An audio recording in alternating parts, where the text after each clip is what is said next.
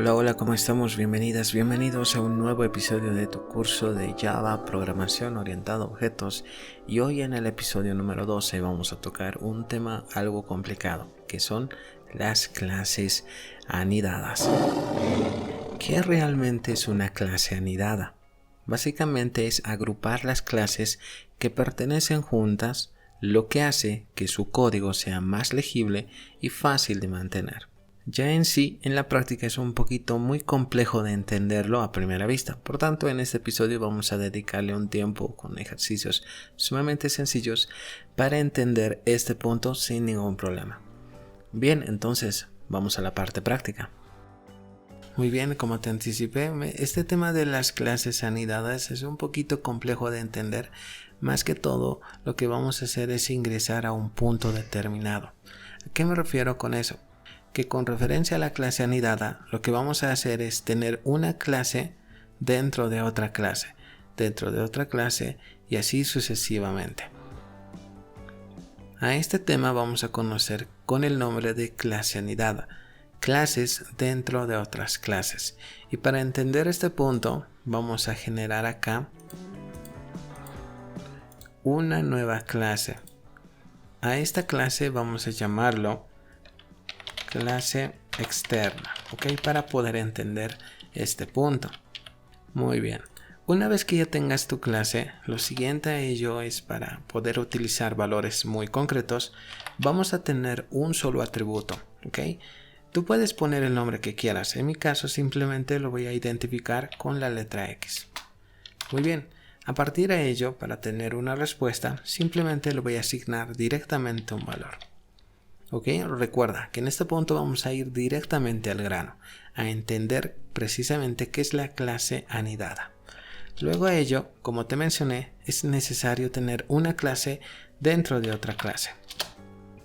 Y prácticamente hacemos lo mismo, simplemente que ahora vamos a cambiar el nombre. Si acá como referencia tengo la clase externa, en este punto vamos a decir que esta es la clase interna. Ok. Así de simple, y hacemos prácticamente lo mismo. Acá vamos a conocer como atributo a y, ¿ok? Y un valor que determine el atributo. Por ejemplo, simplemente 20, punto y coma. Perfecto, entonces básicamente con esto podemos entender que es una clase anidada. Una clase dentro de otra clase. Clase interna, clase externa. Y bien, ¿y esto para qué nos sirve? Básicamente para tener código muy bien organizado y además a ello flexible, porque yo podría determinar un valor mediante la clase interna que tengo acá, pero puede utilizar este valor, ¿ok? Y esta clase externa puede utilizar los valores que están dentro de ese atributo, ¿ok? Y para hacer eso hay que seguir un procedimiento, y ese procedimiento lo vamos a hacer acá en la clase principal. Vamos a traer el main y en este punto viene la parte más importante. Volvemos a la clase externa, porque lo que quiero que entiendas es lo siguiente. Para poder utilizar la clase externa y la clase interna es necesario crear un objeto. ¿Ok? Punto número 1. Luego a ello, recuerda que el primer objeto que vas a crear tiene que ser en la parte externa, luego en la parte interna. Pero la clase interna no es tan fácil. ¿Por qué? Porque el objeto tiene que hacer alusión a la clase externa, luego a la clase interna. No puedes crear un objeto directamente en la clase interna. Tiene que pasar por acá y luego por acá. ¿Ok? Para que lo entiendas, lo vamos a hacer desde este punto de vista. Primeramente, como te mencioné, mencionamos la clase externa. Muy bien. Luego a ello vamos a generar el nombre de mi objeto. Para identificarlo mejor, yo simplemente lo voy a llamar así. Objeto externo. ¿Ok? Haciendo referencia que este objeto pertenece a la clase externa. Muy bien, y como de costumbre, new, ok, con referencia, en este caso, a la clase externa, ok, así de simple, tal como lo aprendiste en los anteriores episodios. Muy bien, ahora viene la parte más importante en el cual tienes que poner mucha atención. Vamos a generar un objeto para la clase interna. Lo primero que vamos a hacer es llamar a la parte externa, que es el primer punto que tenemos que pasar. Luego a ello, punto para ingresar al siguiente nivel, a la parte más interna que quieres ingresar. En mi caso simplemente tengo un punto, que es la clase interna.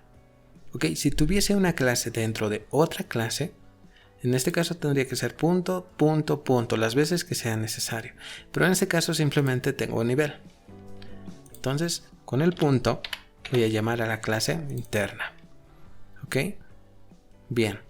Luego a ello asignamos un nombre a nuestro objeto. Para identificarlo simplemente lo voy a llamar interno, ¿ok? Objeto interno. Ahora, recuerda que es necesario que el objeto que tenga acá necesita tener utilidad con la parte interna. Entonces acá le voy a decir eso.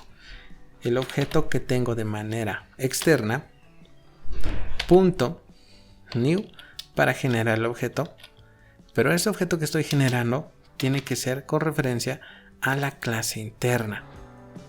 ¿Ok?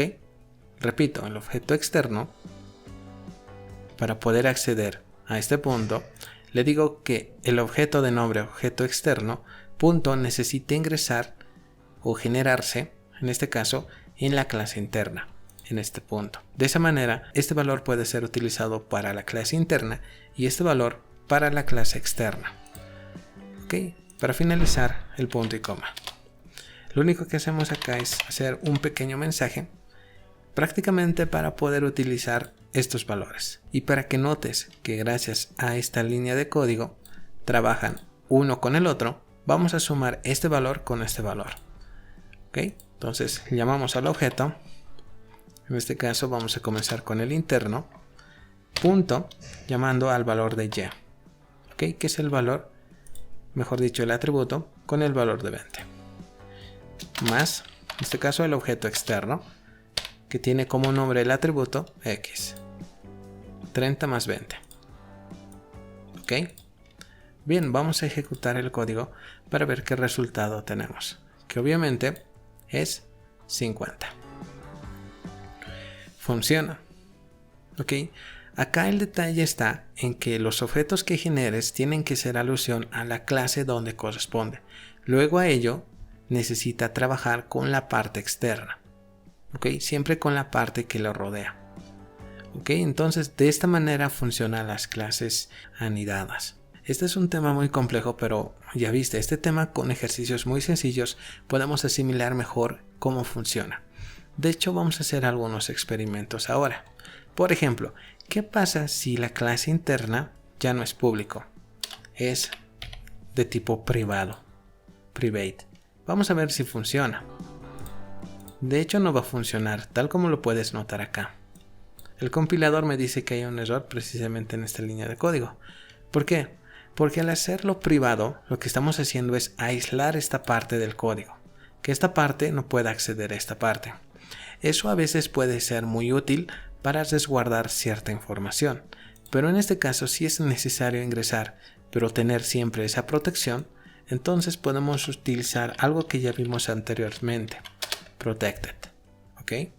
De esta manera, mira, ejecutamos el código y funciona como lo vimos anteriormente, con Protected. ¿Ok?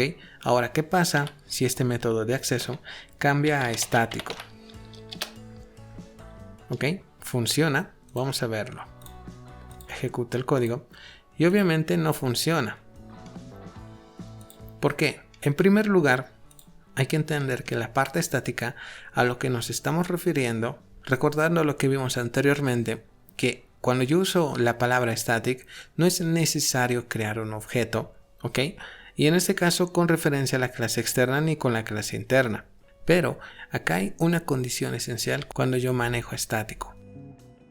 Lo que yo voy a hacer es generar un objeto, pero para la parte interna, ya no como lo aprendimos anteriormente. Cuando es estático, directamente lo hacemos acá.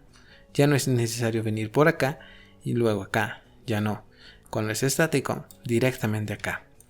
Entonces esta parte del código ya no nos sirve.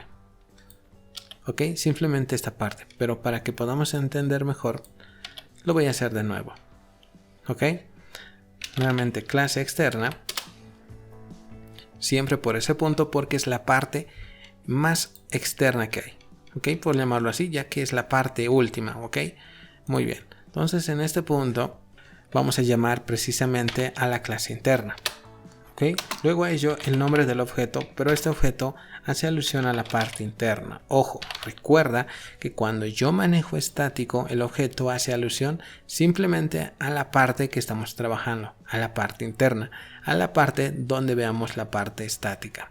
Entonces en este punto, como referencia voy a llamarlo objeto interno. Ok, muy bien. Entonces acá generamos el objeto new con referencia a la clase interna. ¿Por qué? Primeramente estamos generando este objeto para la clase externa, para que pueda interactuar con estos valores externos, y además a ello es necesario considerar el valor interno. ¿Ok? Y es por eso que lo escribo de esta manera. Recuerda que esto simplemente es un ejemplo. Más adelante vamos a ver ya un ejemplo un poquito más complejo para ver realmente lo útil que realmente es utilizar las clases anidadas. En este caso me marca objeto externo error porque en ningún momento estamos haciendo alusión a este tipo de información. No existe el objeto externo, simplemente existe el objeto interno. Por tanto, lo vamos a quitar. Y lo hago de esta manera porque la única parte en este momento que me interesa es la clase estática. ¿Ok? Que simplemente como valor estoy llamando a y, que como resultado debería tener 20. Vamos a ejecutarlo y como notaste lo tengo acá. Ok, en resumen, si yo voy a utilizar static para la clase, quiere decir que lo que voy a hacer es generar un objeto, pero simplemente para la parte interna. Luego a ello puedo llamarlo de esta manera para que sea útil para la parte externa. Ok, bien, ya para terminar vamos a hacer el ejercicio un poquito más complejo. Ok, y para eso dentro de la clase interna, en este caso voy a mantenerlo como público para que podamos entender este punto. Internamente dentro de la clase interna voy a generar un método de tipo entero. Ok, a este método lo vamos a conocer con este nombre, objeto interno método. Ok, para que puedas identificarlo con mayor rapidez. Ok, estamos generando un método con nombre objeto interno método. ¿Ok? Y bien, ¿por qué hago de esta manera? Vale la pena mencionar que cuando yo quiero generar o acceder a la clase externa desde la clase interna, una ventaja de las clases internas es que pueden acceder a atributos externos. En pocas palabras, yo voy a hacer que este método retorne un valor, pero el valor de X. Pero en realidad el valor de X está en la clase externa. Ok, entonces lo que vamos a hacer es que la clase interna pueda acceder a cualquier parte del código. En esta parte, a la parte externa. Ok, bien, entonces volvemos acá. Voy a borrar todo esto. Y vamos a comenzar prácticamente desde cero. Vamos a comenzar como siempre con la clase externa. Ok. Vamos a generar el objeto y hacemos prácticamente lo mismo que hicimos en la primera parte. Objeto externo para hacer alusión de dónde viene. Muy bien, new clase externa, punto y coma. Nada del otro mundo. Ahora vamos a trabajar en la parte interna. Comenzamos llamando a la clase externa, que es el nombre de la clase, punto, ahora sí, a la parte que nos interesa, la clase interna. Muy bien, asignamos un nombre. Esta parte lo hacemos con alusión a donde corresponde. Objeto interno será el nombre que estamos manejando. Ahora vamos a llamar al objeto externo, ok, punto new. Vamos a hacer que este objeto trabaje con la clase interna. Muy bien, punto y coma. Bien, para finalizar acá simplemente un print donde vamos a llamar primeramente al objeto interno punto, y acá viene la parte interesante. Vamos a utilizar el método para tener como resultado 30. Estoy llamando al objeto interno y este dato lo tengo en la parte externa. Entonces lo que hago acá es llamar al método. Muy bien, ejecuto el código. Como respuesta debería tener, así es, 30. Como te diste cuenta, este tema con ejercicios sencillos se comprende mucho mejor, pero en sí, ya en la práctica, esto a veces es muy complejo de entender, pero realmente es muy útil al momento de implementar, porque simplemente hago alusión a código que ya tengo hecho. Lo único que vamos a hacer es llamarlo, pero para llamarlo, con referencia a una clase dentro de otra clase, necesitamos seguir un procedimiento tal como lo puedes ver en la parte de principal. ¿Ok? Bien, repite las veces que sea necesario, especialmente esta línea de código donde hay que seguir una serie de pasos para tener el resultado que estamos buscando. ¿Ok? Bien, vamos a dejarlo hasta este punto y vamos a continuar con más de programación orientada a objetos. Espero que se haya entendido. Hemos tratado de tocar diferentes puntos para que no se nos escape nada. Muy bien, soy Jack Lion. Nos vemos en la próxima. Bye.